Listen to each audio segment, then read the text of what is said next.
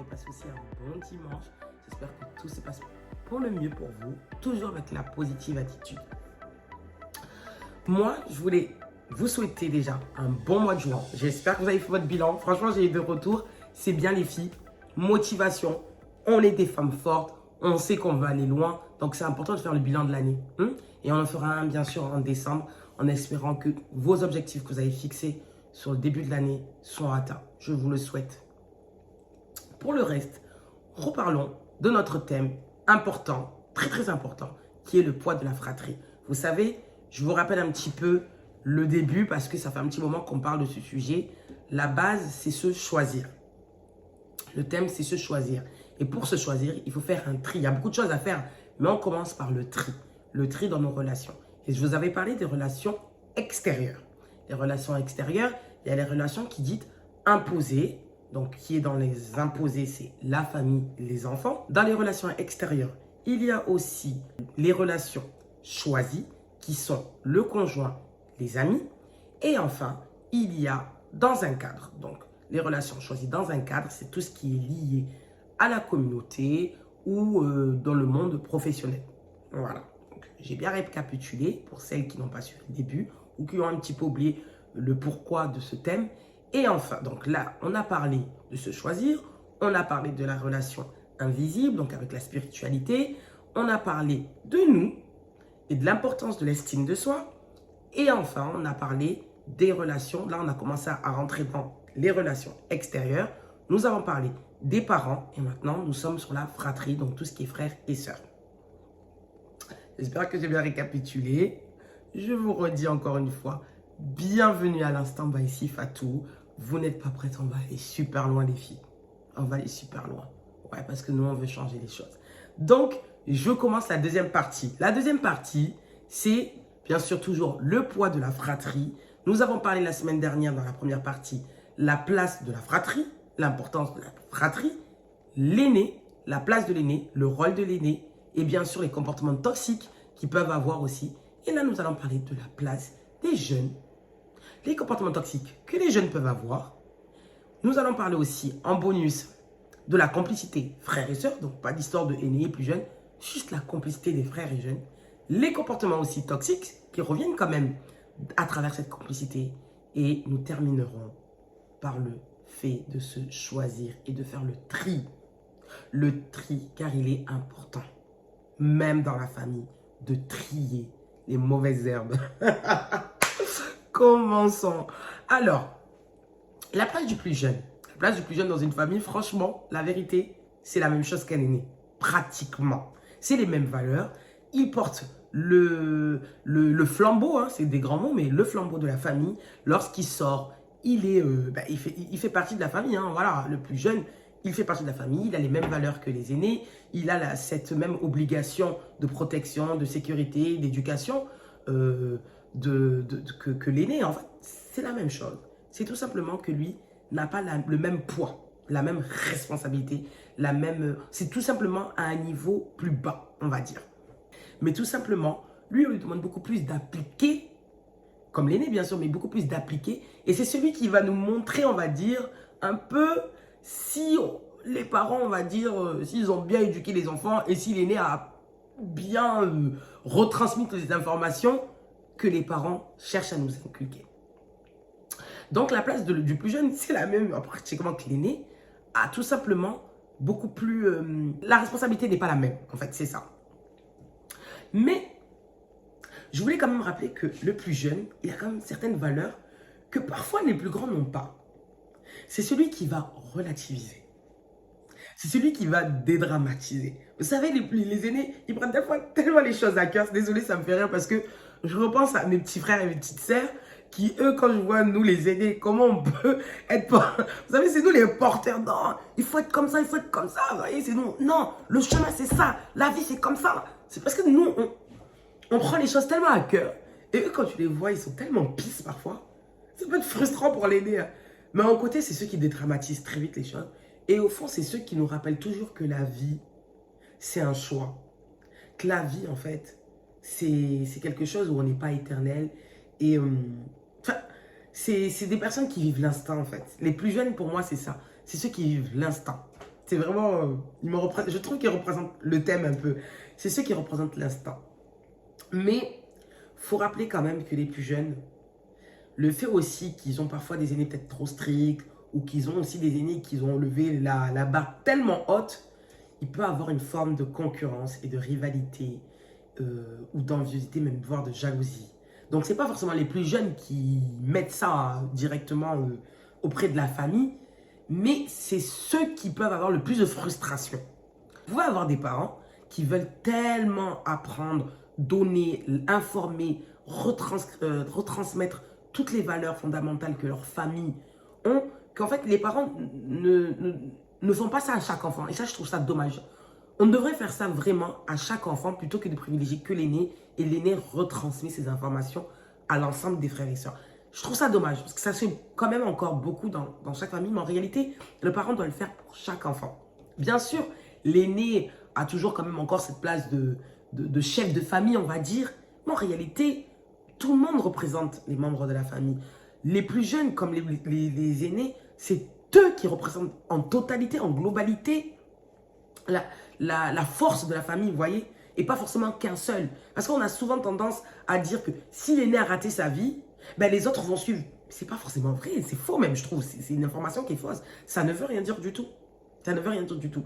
Donc, je reviens quand même sur ce sujet-là, qui est que le fait que beaucoup de parents ont cette implication vers l'aîné, et on va dire, c'est pas qu'ils négligent, mais font moins les choses envers les plus jeunes, et en fait, délaissent plus cette responsabilité-là aux aînés, qui eux doivent retransmettre cette information-là aux plus jeunes, et qui n'est pas forcément dite de la même manière, qui n'est pas forcément interprétée aussi de la même manière. Hein. Alors en plus, ben, il peut y avoir une frustration, vous voyez, une frustration. Vous voyez, je ne sais pas si vous vous souvenez, là, pour les plus jeunes, que lorsque votre maman ou votre papa, il s'enfermait peut-être tout seul dans la chambre avec l'aîné, ou il parlait avec l'aîné, et quand vous lui dites, mais maman, papa, vous parlez de quoi? Oh, toi, t'es trop petit.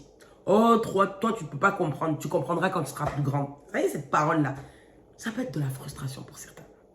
Parce que vous vous dites, mais je suis aussi un membre de la famille. Je suis frère et sœur de cette personne-là. Pourquoi moi, je n'aurai pas le même niveau d'information?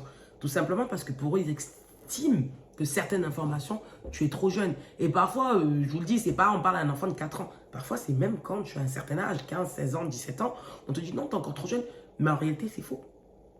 C'est faux, certaines informations se doivent être transmises par les parents et pas forcément par l'aîné. Mais bon, on ne va pas s'éparpiller sur le sujet, c'est un trop lourd sujet, mais il peut y avoir beaucoup de frustration auprès des jeunes. Pourquoi? Parce qu'on a l'impression que parfois l'aîné, c'est le préféré.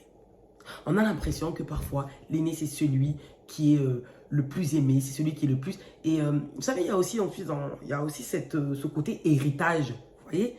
Ce côté où, en fait, ben, si les parents demain devaient ne plus être dans ce monde-là, ben, le patrimoine reviendrait au plus grand. Vous voyez, donc il y a tous ces petits trucs-là, donc je ne rentrerai pas bien sûr sur ce sujet-là, qui font que parfois les plus jeunes se sentent moins inclus, moins... voilà, mis à part, vous voyez, mis à part. Et ça peut être beaucoup de frustration. Ici, ce côté où en fait, quand l'aîné a, on va dire, entrepris beaucoup de choses dans sa vie, a beaucoup, vous voyez, et un pilier et un bon exemple à suivre, il met la barre tellement haute que ça peut être de la frustration aussi pour les plus jeunes. Vous voyez? Parce qu'on aura toujours cette tendance, voilà, vous connaissez les parents, oh regarde ta soeur a réussi sa vie, ta soeur s'est mariée, ta soeur a eu tel diplôme, ta soeur a eu tel résultat, a eu son permis, a eu sa maison. Ta soeur est propriétaire, ta soeur a acheté un terrain, ta soeur... Vous voyez ces petites comparaisons-là. Ta grande soeur a fait ci, toi tu ne fais pas ça. Ça met beaucoup de frustration, beaucoup trop de frustration, surtout vers les plus jeunes. Et donc on se dit, si ma grande soeur a fait ça, moi je dois prouver aussi à mes parents que je suis capable de faire plus que lui. Voilà les choses que je nommerai un comportement toxique qu'il peut avoir sur les plus jeunes. Mais en réalité, comme je le dis, on dit les plus jeunes, mais ça peut être aussi dans l'autre sens. Hein. Il y a même beaucoup trop, même dans l'autre sens aussi, les aînés qui peuvent être très jaloux et qui peuvent envier leurs petits frères, leurs petites sœurs parce que, comme je l'ai dit la semaine dernière, ont tellement sacrifié de choses ou ont tellement laissé la place aux plus jeunes pour pouvoir, on va dire, accomplir ses passions, enfin, les choses qu'il aime. Ben, vous savez, hein, tout ce qui est lié lorsqu'on aime faire quelque chose, on s'implique beaucoup plus et on a beaucoup plus de chances de réussir. Donc, le fait que les aînés ont laissé la place aux plus jeunes peut avoir cette frustration-là. Donc, je dis ça pour les plus jeunes, mais en réalité, c'est dans les deux sens. Mais je voulais rappeler ce comportement toxique qu'il peut avoir envers les plus jeunes, mais aussi, bien sûr, envers les aînés. Parce que, encore une fois, on met un peu trop peut-être à l'honneur, un peu trop les aînés. Et on n'écoute pas assez les plus jeunes. Et les plus jeunes, je vais vous le rappeler, parce que c'est super important. Les plus jeunes, c'est les rétroviseurs des aînés. Et quand je dis aînés, c'est parents inclus. Parents, grands frères, grandes sœurs. Les plus jeunes, c'est ceux que les aînés ne voient pas là. C'est ceux que eux, c'est ceux qu'ils voient. C'est ceux qu'ils voient. Et le problème, c'est que les plus jeunes ne sont pas assez entendus. Leur avis n'est pas assez écouté, n'est pas assez pris en compte. On ne les inclut pas. C'est-à-dire que parfois, on ne leur demande même pas leur avis. Ils sont juste là pour écouter et appliquer ce qu'on leur dit. Et ça, c'est dommage. C'est dommage. Parce que parfois, leur réflexion est meilleure parfois que celle de l'aîné ou celle même des parents. Tout avis compte. Toute parole doit être entendue dans une famille. Toute parole doit être entendue. En réalité, moi, je pars sur le principe que il y a les aînés, ils doivent avoir le respect des aînés. Donc, quand je dis aînés, je parle des grands frères et des grandes sœurs. Mais en réalité, dans une famille, tout le monde doit avoir sa place. Tout le monde doit être écouté pour vraiment grandir, travailler cette entente et cette solidarité entre nous. Vous voyez, je pense qu'aucun membre est à négliger. Et c'est surtout pour éviter tout ce qui est concurrence, rivalité, parce qu'il y en a beaucoup trop. Je trouve que c'est quelque chose qui se fait trop dans les familles. On entend de plus en plus des familles qui se déchirent. Beaucoup trop. Pourquoi? Parce qu'il y a cette rivalité qui est mise dans les familles où en fait, toujours à vouloir comparer les uns et les autres. Toujours à vouloir comparer. Et donc, lorsqu'on a l'impression qu'il y en a un qui réussit plus sa vie qu'un autre, ben, les autres essayent de tirer vers le bas ben, le frère ou la sœur. Vous voyez? Et en fait, au fond, dans cette histoire, quand il y en a un qui échoue, au fond, c'est toute la famille qui échoue. Au fond, c'est toute la famille. Donc, je voulais quand même rappeler la place du plus jeune, le comportement qu'il peut avoir toxique du plus jeune, d'accord? Et surtout,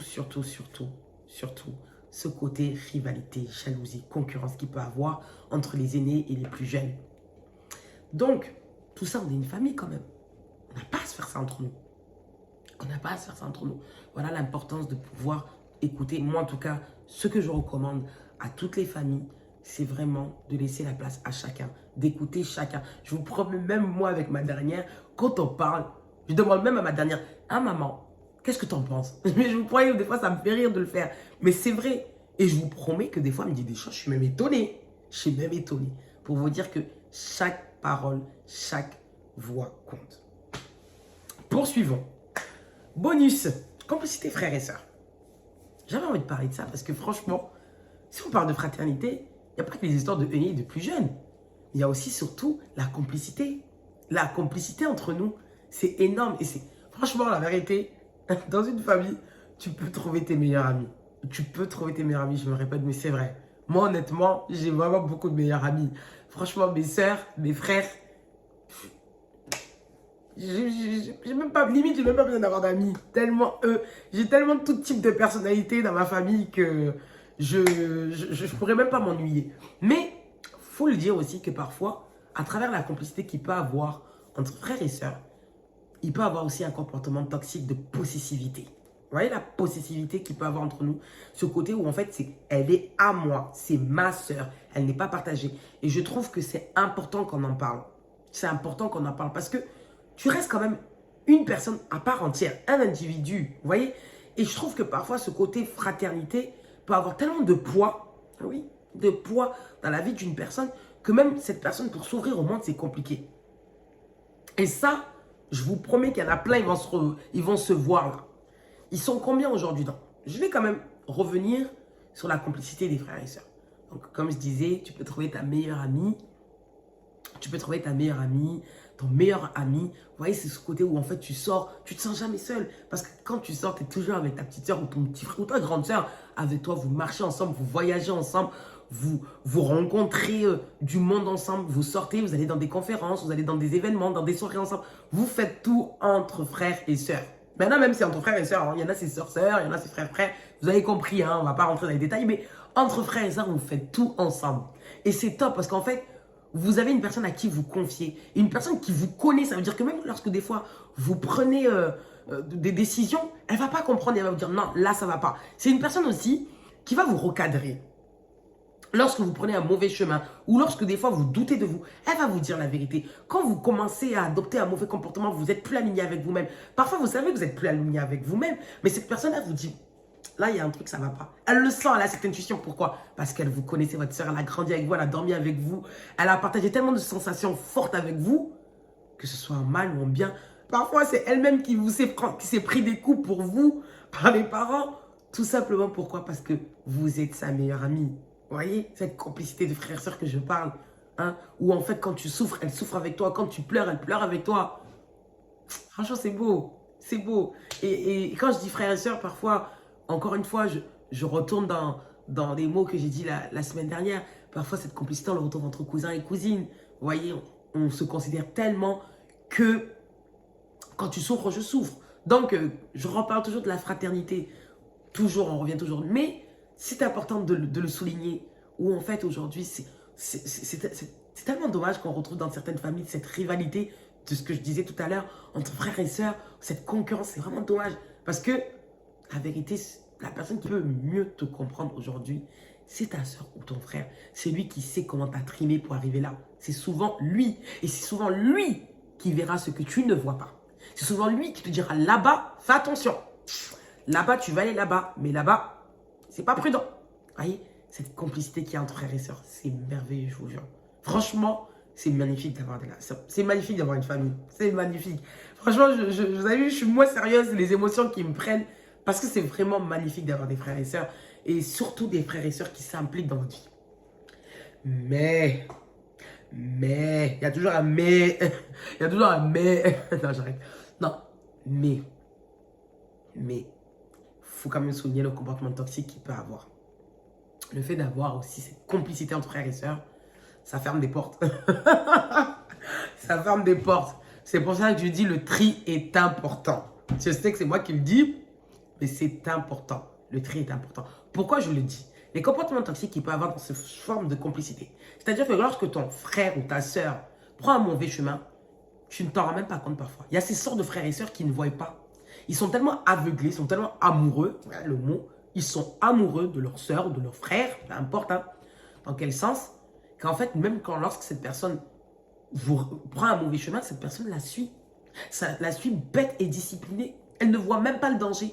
Parce que c'est devenu tellement comment on appelle ça là?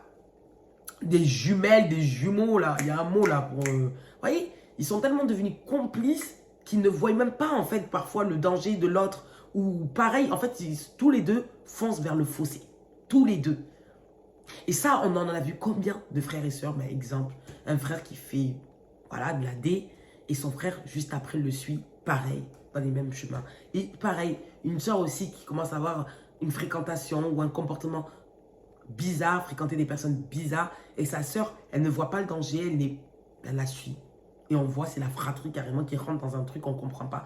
Combien de familles comme ça? Combien de familles, combien de mamans ont perdu leur fils?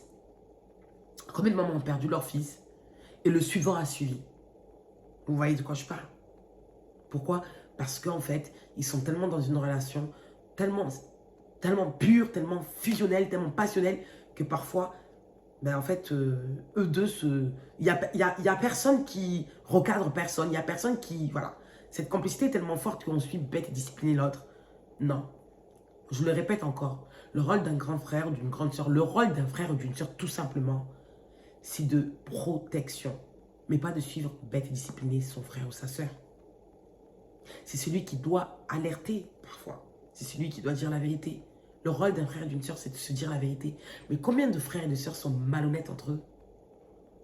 Pas parce qu'ils sont vieux ou rien à voir avec la concurrence, non. Parce que, comme je vous l'ai dit, ils sont tellement amoureux entre eux. Ils s'aiment tellement qu'en fait, même quand la personne, des fois, elle est dans un mauvais chemin, cette personne-là ne va rien lui dire. Elle va la regarder comme ça. Tu sais, on va vous dire, ah non, c'est parce qu'elle ne m'aimait pas. Non, non, non, ça n'a rien à voir. Non, c'est parce qu'elle vous aime tellement, cette personne, qu'elle se dit, je ne veux pas lui faire du mal. Et donc, elle se tait. Mais dans ça, elle détruit sa sœur. Je vais vous raconter une petite histoire que je connais. Deux sœurs que je connaissais fusionnaient. On les appelait les jumelles. Les jumelles. où que l'autre va, l'autre est là-bas. Elles sont partout ensemble. Elles se maquillent même de la même manière. Elles étaient habillées tout le temps de la même manière, des vraies jumelles. Et l'autre, lorsque l'autre s'est marié, ben en fait, au bout, je crois, de 2 ans de mariage, il y a eu un pet entre elle et son mari, parce que son mari, il en avait marre que sa soeur était partout. C'est-à-dire en voyage, ils étaient ensemble. En vacances, ils étaient ensemble. En famille, ils étaient ensemble. Réunions de famille, ensemble. Même les réunions de famille du côté du mari, la soeur était toujours là. C'est-à-dire qu'à la fin, ça devenait un poids pour le mari. Ça devenait un poids. Et à la fin, c'était limite, il avait marié 2 sœurs. Il n'y avait pas un jour où la soeur n'était pas chez eux. Limite, elle dormait chez eux. Et je vous dis, hein, ce n'était pas des jeunes filles, hein, c'était des femmes. Parce que tout le temps, la soeur est à côté. C'est-à-dire cette possessivité, cette complicité fusionnelle, passionnelle. C'est-à-dire qu'en fait, limite, les sœurs, elles étaient mariées entre elles. Il n'y avait pas de place pour un homme. Et c'est ça que je voulais relever dans cette complicité. Ça peut être un comportement très toxique entre vous. Il y a des sœurs qui se poussent dans le mal. Il y a des sœurs où il y a des frères, des fois, qui s'influencent dans le mauvais, du mauvais côté, en fait, qui se donnent des mauvais conseils. Ils se suivent mal. Tellement cette fusion entre eux, c'est dommage, en fait. C'est dommage. Et encore dans ça, c'est la famille qui est perdante. Le rôle d'un frère ou d'une sœur, c'est de se dire la vérité. C'est de s'aimer, mais de ne pas penser que l'autre personne nous appartient. Non, c'est pas vrai. Ce n'est pas vrai. C'est pour ça que je disais bonus. Oui, j'aime ma sœur, on marche ensemble, on peut voyager ensemble. Mais faites des fois des voyages seuls. Combien de sœurs ou de frères n'ont pas d'amis, ou même les amis, en fait, ils ont les mêmes amis en commun, ils ont les mêmes... limite, ils travaillent même au même endroit, ou dans les mêmes... Vous voyez, toujours dans le même cercle ensemble. Mais parfois, marcher avec votre sœur, ça ne vous arrange pas. Parfois, marcher avec votre frère, ça ne vous arrange pas. Je vous jure que je ne dis pas ça en mal. Hein. Ça ne vous arrange pas. Parce que des fois, peut-être c'est votre sœur qui a une plus forte énergie que vous, une plus forte étoile que vous. Mais c'est elle qu'on prendra toujours. Vous, on ne vous regardera jamais. Vous, on ne pensera jamais à vous. Pourquoi? Parce que parfois, l'autre, elle brille plus que vous. Donc, je reviens encore à cette histoire de se choisir. Parfois, c'est pas que tu n'aimes pas ta sœur. Hein. C'est pas que tu n'aimes pas ton frère. Mais parfois, il faut marcher seul. Parfois, il faut être un individu à part entière. Oui, oui. Je vous ai dit la dernière fois, votre meilleur ami, c'est vous. Ça me fait rire, mais c'est vrai. Votre meilleur ami, c'est vous. Oui, on peut voyager ensemble. C'est très bien. Voyager ensemble. Kiffer ensemble. Mais il y a des fois, il faut faire des choses seules. Des fois, quand ta soeur, elle veut te suivre dans un endroit où elle veut être dans un endroit, parce que cet amour-là, il est tellement fort, tu dis non, ma soeur, il faut que je partage tout avec elle, ou mon frère, il faut que je partage tout avec lui. Oui, mais il y a certains endroits, non. À certains endroits, c'est pas pour votre famille, c'est que pour vous. C'est que pour vous. Parfois, il y a combien... Non, mais ce sujet, il est intense. Il y a combien de frères et sœurs, des fois, en fait, il veut aider son frère. J'ai une histoire comme ça, encore. J'en ai plein d'histoires comme ça. Une sœur qui aimait tellement, qui s'aime trop entre frères et sœurs. Sa sœur galérait pour trouver un travail. Et en fait, elle a trouvé une place dans son service.